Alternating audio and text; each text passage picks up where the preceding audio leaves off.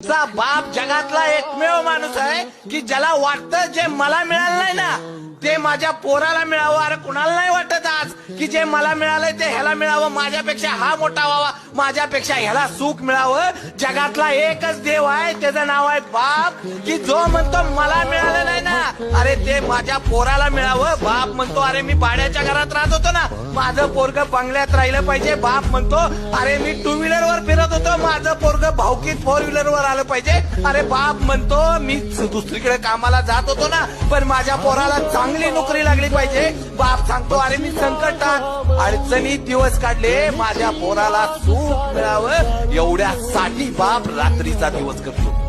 बाप नावाचा देव असा आहे मला माहित नाही, कुठं गेल्यानंतर देव भेटतो पण एकदा घरात गेल्यानंतर बाप नावाचा देव आहे ना त्याला एकदा कडकडून मिठी मारा.